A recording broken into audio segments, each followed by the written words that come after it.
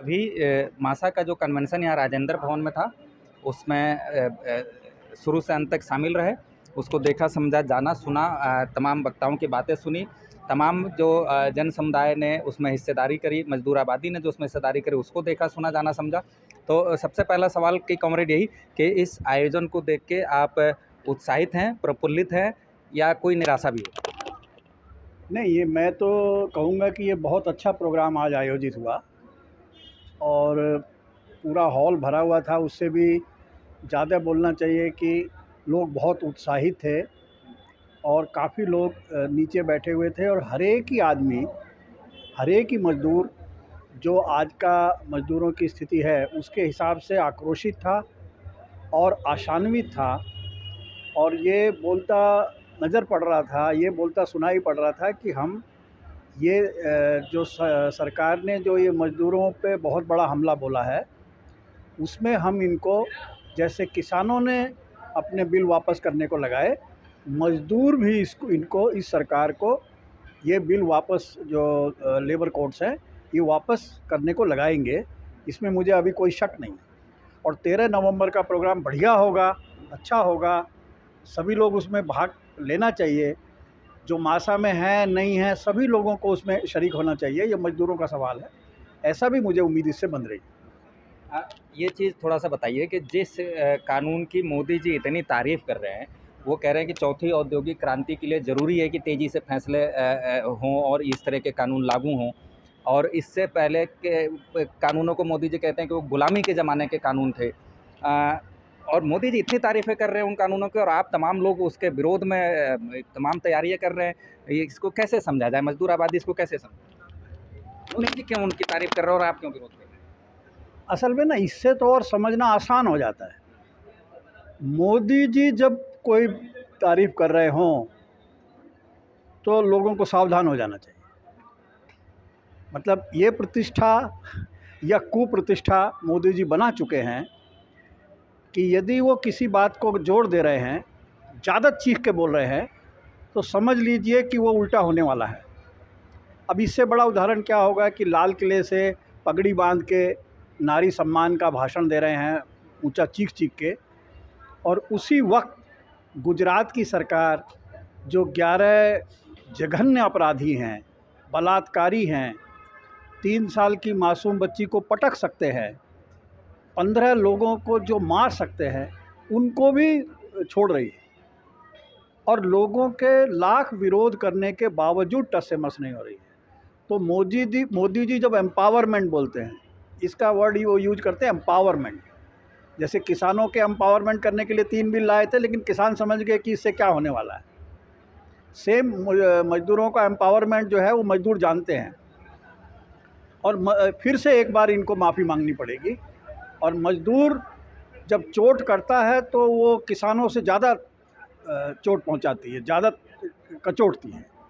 तो ये निश्चित रूप से जो मजदूरी, जो जिस तरीके की वो भाषा यूज कर रहे हैं, उससे इसमें कोई शक नहीं है कि ये कानून कॉरपोरेट के प्रेशर में लाए गए हैं, कॉरपोरेट के कहने पे लाए गए हैं, जिनकी वो ताबेदारी करते हैं। और मजदूर से ज़्यादा ये बात को अच्छी तरह कोई नहीं जानता। ये चीज़ और समझाइए कॉमरेड कि आम मजदूर जनता के जीवन में इन कानूनों के लागू होने से पहले और लागू होने के बाद क्या फ़र्क दिखाई देगा? देखिए, अभी चूँकि मजदूर आंदोलन जिस बुलंदी पे होना चाहिए था, जैसे आर्थिक हालात हैं, उस हिसाब से कमज़ोर है, ये मानने में कोई हर्ज नहीं है।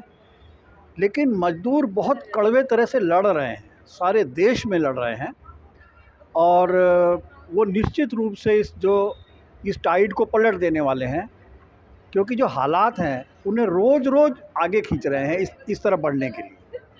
बल्कि मैं तो सिर्फ मेरे से अगर कोई सलाह ले, मासा में एक ही बात मैं, जो मांगे हैं 6, उनकी बहुत सही मांगे हैं। बल्कि उसमें एक मांग में मजदूर आवास का जिक्र भी है। लेकिन फिर भी असंगठित मजदूरों को अपने साथ लेने के लिए, जो एक एक करके मजदूर बस्तियों में ये लोग हमले बोल रहे हैं, और जब ज़्यादा प्रतिरोध होता है तो हट जाते हैं, लेकिन फिर लग जाते हैं। मतलब उन्होंने जैसे कोई डिटर तो मोदी जी ने 2022 तक सबको आवास देने की बात की थी और हाँ, मोदी जी को सबको आवास देने की बात की थी, इसलिए मोदी जी ने अपना आवास बनवा लिया 40,000 करोड़ का। सबका 8,500 का हवाई जहाज भी ले लिया।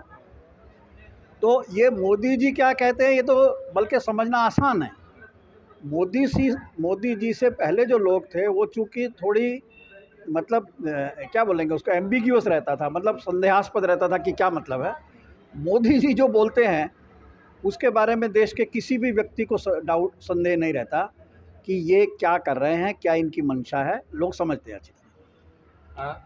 ये जो अभी यहाँ पे 2 तरीके की बातें हमको सुनने में मिली कि कुछ जो अगली तैयारियां हैं कि कुछ लोग नवंबर के पहले सप्ताह में ही 1-2 तारीख से ही किसी धरने और विरोध प्रदर्शन की आगाज़ कर रहे हैं, और कुछ लोग हैं जो 15 नवंबर से धरने और प्रदर्शन का आगाज़ कर रहे हैं। ये क्या विरोधाभासी चीज़ है, अच्छी चीज़ है? आप इसको गलत मानते हैं, सही मानते हैं? ऐसा होना चाहिए, नहीं होना चाहिए, क्या कहेंगे? नहीं, 15 नवंबर से तो मुझे जहाँ तक जानकारी है, जो सेंट्रल ट्रेड यूनियंस के कुछ प्रोग्राम्स हैं वो एक और गैर जिम्मेदारी की बात कर रहे हैं। असल में उनको जो 13 नवंबर का प्रोग्राम है मजदूरों का, उसको ज़बरदस्त कामयाब करना चाहिए। अदरवाइज़ जो उनका ये बना हुआ है, जो एक किस्म का सेटअप उन्होंने बना लिया है, सब आराम से चल रहा है, टाइम से हड़ताल हो जाती है, मालिक को भी मालूम है, मज़दूर को भी मालूम है, सरकार को भी मालूम है। एक दिन सोचते हैं चलो ऑफ मिल गया, वीकली घूमने चलते हैं। तो इस तरीके का जो ये ढर्रा है, इसको मज़दूर ज़्यादा दिन बर्दाश्त नहीं करेंगे। और देखिए, एक और सीखना चाहिए उन मज़दूर ट्रेड यूनियनों को जो इसमें शामिल नहीं हो रहे हैं, कि किसान आंदोलन में भी कुछ लोग मज़दूरों से अलग गए थे, किसानों से अलग गए थे। उनके साथ उनका भी आदमी कोई साथ नहीं गया, उनके संगठन के भी लोग साथ नहीं गए। तो जो इसमें कॉल दी गई है, वो कॉल से मैं बिल्कुल सहमत हूँ कि आज से ही 13 नवंबर का इंतज़ार ना करके, जैसे कल ही हमारा ये प्रोग्राम है, इस तरह से प्रोग्राम होना चाहिए।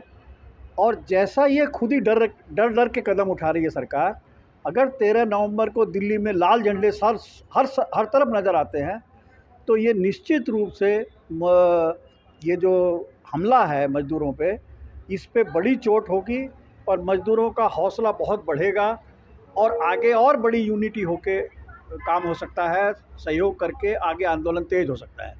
तो क्या हम उम्मीद करें कि फिर से मोदी जी को एक दिन अपनी तपस्या में किसी कमी का एहसास होगा और वो कहेंगे कि हम ये लेबर कोड वापस लेते हैं? हाँ, निश्चित रूप से वो तो होना ही है।